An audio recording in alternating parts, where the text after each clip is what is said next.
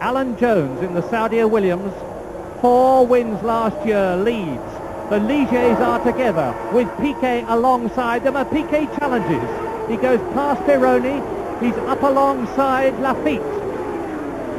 Jones leads, Lafitte is in second place. And Villeneuve just went off. Villeneuve had moved up to 5th place or thereabouts from his relatively lowly grid position, made a great start, but he's overcooked it. I'm afraid he started his 1980 season very much as he left off. There it is on the replay. Villeneuve just on the left hand of the picture going out. Carlos Reutemann, who wanted so much to do well in front of his home crowd, out of the first race that he's driven in the Saudia Leyland car. The battle for second position. Piquet and Villeneuve.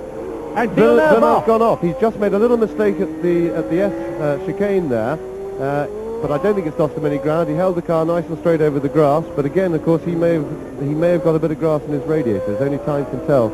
And they are all, especially Alan Jones, gaining on the race leader Jacques Lafitte. This is the battle for third. It's Piquet and Villeneuve, Brabham and Ferrari. And Villeneuve goes off, Piquet goes off, and Villeneuve gains on him. Now, he is going to be rattled, and Villeneuve goes through. No, Villeneuve's overdone it. Look, he's on the slippery bit.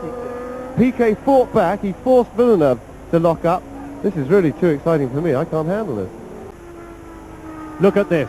The flat 12 Ferrari of the young French-Canadian Gilles Villeneuve. The V8 Cosworth-powered car of Alan Jones, and Jones is gaining on Villeneuve. The Saudia Leyland car is quicker than the Ferrari. He's right with Villeneuve, who is behind Piquet. Yeah, Jones is getting the toe down the straight. He's going to pull out, and I reckon he's going to do Villeneuve now, but Villeneuve will fight for sure because he's the last man to give up in the situation. Jones is through on the braking, and Villeneuve's having a go back at him. Jones did it though. But Jones holds the position. So Alan Jones up a place and now pulling away.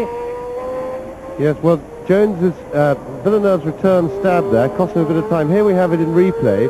You'll see that Jones gets through. Villeneuve makes a bit of a mess of it afterwards. It's cost him a bit of a gap, which gives Jones the cushions he needs. But Jones has wasted it. Look at the main picture. Jones has spun there. He got onto the marbles, and he's wasted it, which was a very stupid mistake, and most unlike Alan Jones, who's normally so steady. Yes, Villeneuve does have a serious tactical problem for the race here. As I was saying before, he's very quick through the... Oh, and Villeneuve's now made a mistake. Villeneuve's gone off at the S, and he's let Jones slip by, but I think he held it okay. Yes, he did. He's back on the track. That's how hard they're pressing each other. Villeneuve makes a mistake. Alan Jones benefits from it, and he's really rolling the car very gently round that twisty section there, because that's where the track is breaking up. There is Alan Jones in the lead. That is the gap between Alan Jones, the leader, and Villeneuve, who is trying very, very hard indeed as he comes up to the right-hand bend here. Lines it up, and he's off! He's off! Villeneuve off! Is he all right? Well, that looked to me, Murray, as if it suggested something broke on the front of the car then, because the car never appeared to make any attempt at all to turn right. He went through the left-hand bit of the corner. When he went to turn right, he just went straight on, and that usually indicates a front-end failure. It didn't look like a mistake from Villeneuve. It was just too dead straight. That is an incredible picture there, because you see how strong modern Grand Prix cars are. Villeneuve whacked into the barrier, and he's all right. Yeah, we've got a replay here, Murray. Now look at the front wheels and see. Let's see if anything happens. Yes, the front wheels splay out there. Right, there's a definite front-end failure, probably the left-hand front suspension, because both front wheels you can see just splayed out, and the car just went straight on with no steering.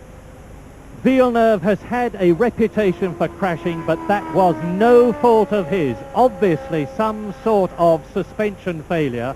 Look at the front of the car as Villeneuve slowly gets out of it. Watch his knees come up now out of the car. You've seen, and there's the damage. A very, very shattered Ferrari. And so that leaves Jody Scheckter, the world champion in the race, as Alan Jones goes on his way.